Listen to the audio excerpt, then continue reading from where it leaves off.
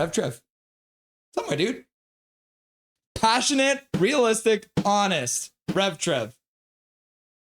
Let's go. Let's get some passion going. There's some actual hockey playing. Yeah. I'm loving this. I'm loving this. It's a little sloppy, but I like seeing the boys back, you know? Let's believe in blue because we're making the playoffs. I'm telling you that right now. Yeah. We had the comment in the chat earlier and then said, gotta be good to be lucky, luck to be good. Kind of describes Coots' goal there, right? Yeah, I mean, sometimes you just need those. You're in the right place, right time. There's so much hype and excitement about Coots, and technically it is his goal. I just sit there and go, yeah, I would like to, I wish he like shot it, you know? Fair. I mean, at least it's preseason too, right? So he does score a goal technically, but he's more of a backboard for that one. But at least it is just a look at what could come, and once the regular season rolls around, then he can actually shoot it into the net. Yeah, for sure. And the other thing too is in the regular season, the postseason, and the preseason, that counts. So I'm not discrediting him on that. I didn't think he looked great in the first period. I thought he kind of looked meh and a little bit. I would say Canucks fans are watching for him, but I wouldn't have said that you saw him. But in the second period, I felt like he looked a lot better, got his feet under him, and looked like he was contributing, and then got rewarded with the goal. So, yeah, I'm pretty happy about that. I don't know. I think Canuck fans are gonna overreact, and next thing you know, he has to be on this team and all this stuff. But maybe he does. Maybe he belongs. Well, that's what's something I was going to ask you too, is because now with Höglander probably out week to week, sprained ankle. If it's a high ankle sprain, it could be a month, right? Because those are really hard to recover from. But that does open up a roster spot, and there's a lot of competition to make this lineup. Do you think there's a specific player in this training camp, in this preseason, that's shown that they have what it takes to take that roster spot for Höglander until he gets back?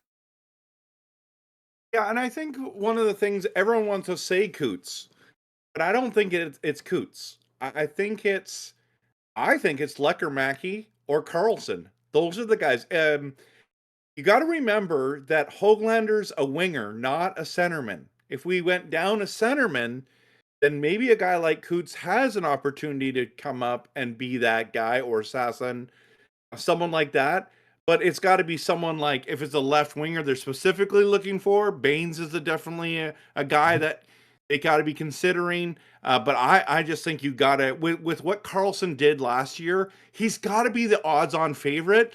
If not, Leckermacky. And I'm just telling you right now, watching this game, I think Leckermacky is noticeably a weapon, a dangerous weapon. It's like he just he's out there, he's doing his thing, and all of a sudden he's got that little special something, and then it's like it can be in the back of the net, or it can be a great scoring chance. And I would lean him at this moment, but I think they might. I don't know. Carlson, he looks good too. I don't know. If you're gonna gun to the head, Leckermacky is the guy who's gonna replace Höglander. But maybe Leckermacky already makes his team. I'm not sure. Well, and I found it interesting too. I don't know if you saw that they started the game with DeBrusk, Besser, and Petey together. Partway through that second period, they switched Kane and DeBrusk. So DeBrusk moved down to play with Coots and Leckermacky. Did you notice the difference between those two lines, and do you think that's just Adam Foote playing with things, or is he not liking what he's seeing from that DeBrusk, Besser, Petey line? Well, that's the thing. He's got to figure that out now. That's what preseason's all about. All the fans want Kane, Petey, and Besser. That's what all the fans want. I said to everyone, it's going to be DeBrusk, Petey, and Besser, and you just got to deal with it. But tonight in the second period, Kane on that line looked way better. That pass he had in front to Pettersson, bet he couldn't bury it, but excellent scoring chance, right? That's what you were looking for. You need Petey to shoot the puck more. When he does, he's more dangerous. He's an excellent passer. You need him to shoot. So I don't know. I think I'm with all the other fans. It's like, why aren't we going Kane? Plus, he makes $5 million. got to follow the money, but it's all about chemistry. And I think what he's trying to do is balance those top two lines. We have to remember this one thing. Heedle's not playing tonight. Right. So who plays better with Heedle? DeBrusk or Kane on that left side? You got it. That's the big question you got to answer, because you got to balance scoring. But right now, eye test, biased, third game in the preseason, we're going Kane, baby, on that top line. Yeah. Yeah. That's kind of what I was feeling too. I like the way that looked for a minute there. And I always say this: if you have DeBrusk and Besser on the same line, it's almost like having the same player on both sides of Petey, right? So they don't really bring different things to the game. Yeah, they're kind of slower, but they're streaky. Yeah, you know what? That's a great comparison, Russ. That's why you make the big bucks. That's why you're the man, the myth, the legend, So as you've been watching through the preseason training camp, all these prospect stuff that they've been doing, has there been anyone that has stood out to you that you didn't expect to look good, or is there anyone that you think might be a dark horse to make this team? That's a great question. Well, I think Coots is the guy. I didn't think we would be talking about him. I think that's the slow pitch, home run thing that you just hit, and let me hit the home run there. But Kudratsev's not bad. I just love that Abbotsford line of Baines, Sasson, and Carlson. I don't know what it is about that line. I'm like, they played all season last year together. They had all that success in the playoffs. Can't we get tempted and just bring that line and do a Young Guns line? Like, why can't we do that?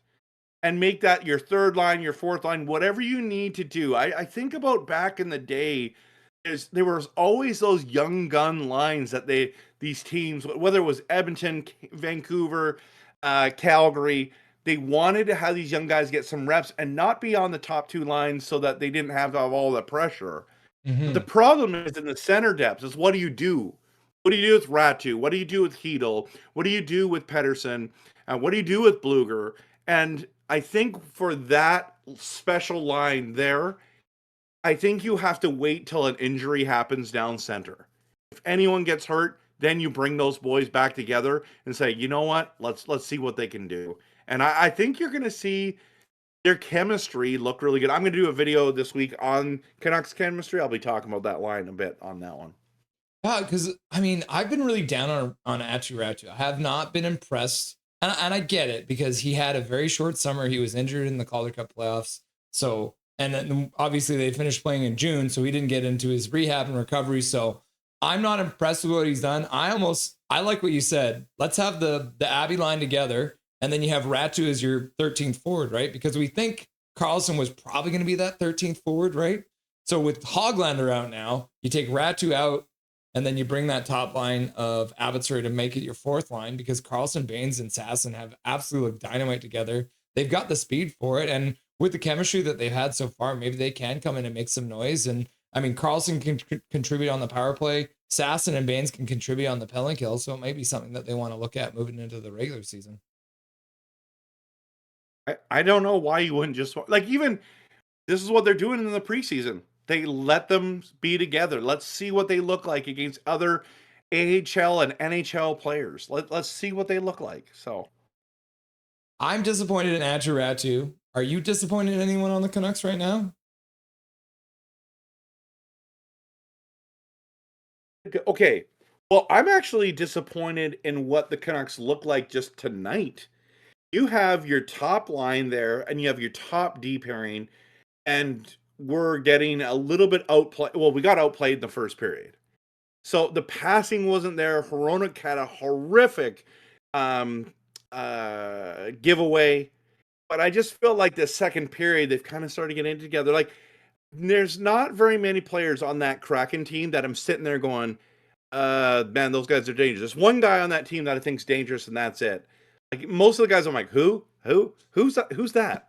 Like, I don't even know who that is. And if we lose this game, it's like, I am honestly a little concerned, because first period, we just didn't generate enough quality shots.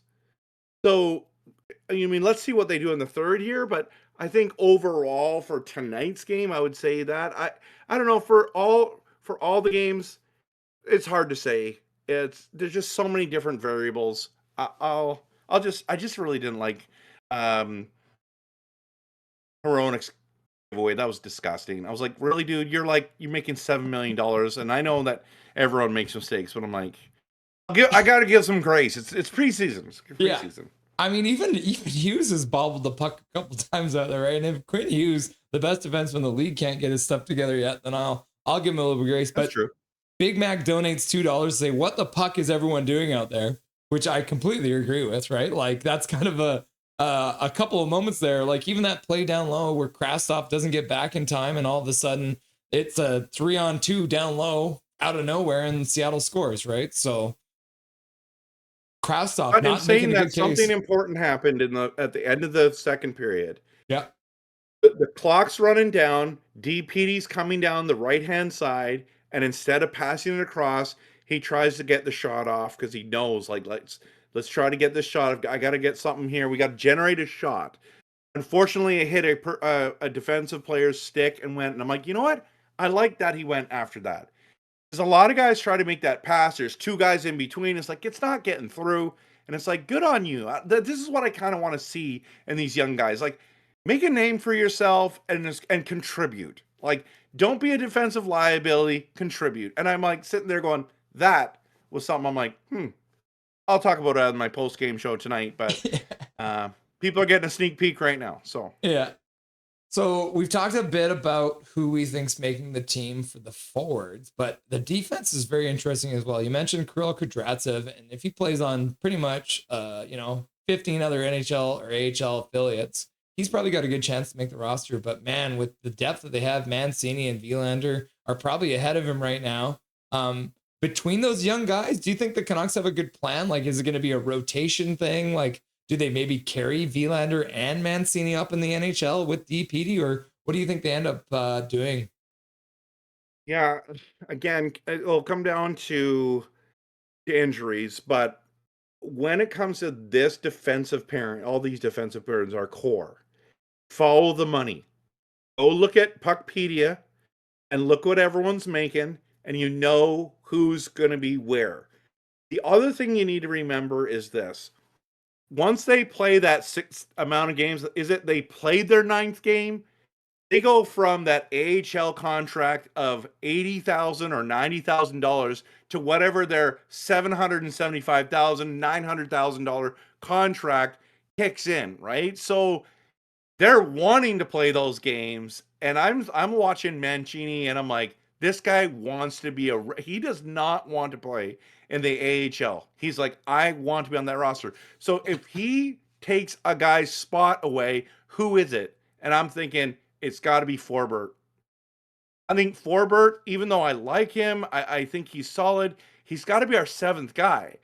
So I think it's going to be DPD on the left with Mancini on the back. That's our third pairing, and that is part of our future. You got to get reps with those guys, and maybe he gets Mancini goes out and Höglander goes in. I'm totally cool with that. But that second line, Marcus Patterson and Tyler Myers, looks pretty set. Mm-hmm. I mean, it's pretty solid. They're not a scoring juggernaut, but they can play defense. I mean, some people own. forget Tyler Myers is a big part of why Connor McDavid was pretty much shut down against the Canucks in that playoffs, right? Like, he just hung all over him, and Tyler Myers with that long reach, adding a guy like Marcus Pettersson to his side, and it's going to be even more formidable for any team to try and get back past those true trees, right? So Höglander starts in the AHL probably, and then you got Forbort as the seventh defenseman, and then you got Mancini and DPD. And I think the thing about DPD is that he's got the chops to play on the penalty kill, and that's probably one of the big reasons they signed Forbort. But if DPD, young guy, can do it just as well, then you might as well get him the experience, right? Yeah, and so do you think Forbort starts the year on the starting roster in the top six, or the pairing, the sixth pairing? Like, what do you think? I feel like the plan probably will be to have Forbort plus young defensemen. So they'll probably have DPD and Mancini rotate in and out of the lineup, and then it'll just come down to injuries. But yeah, I think Forbort probably is your starting six, but that's mostly just as a result of his penalty kill prowess, as well as being a more veteran player. because then you kind of have a look where you have a very solid 5 veteran players and then 1 young guy, and then but I mean then injuries happen and who knows. Yeah, and they're going to happen. It's not like we're not. I mean, last year was brutal, absolutely brutal. And if we can stay semi healthy, I think this team's got a lot of potential. Rev Trev, do the Canucks have what it takes to come back against the Kraken in this third period? Oh, they better. Or I'm going to be losing it on my post-game show. I'm just telling you that right now. No, I won't lose it. It's preseason. I'll keep it within step. But with this roster, like it's Lankin and net, right?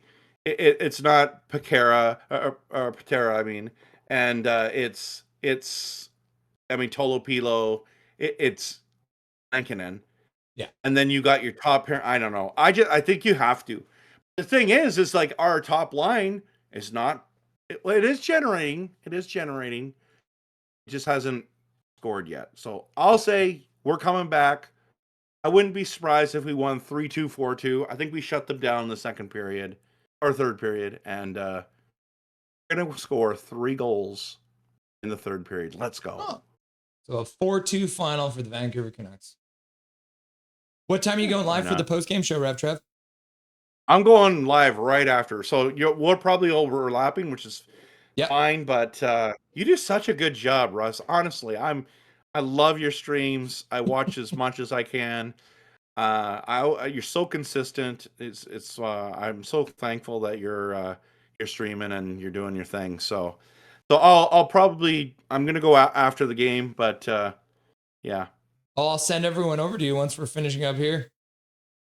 I appreciate that, man. Remember, Rev Trev, you were the very first guest I ever had on my entire stream. Yeah, you were the very first guest I ever had on, other than Dustin, who's like my co-host, but you were my very first guest. So I went back and looked, and you were number 1.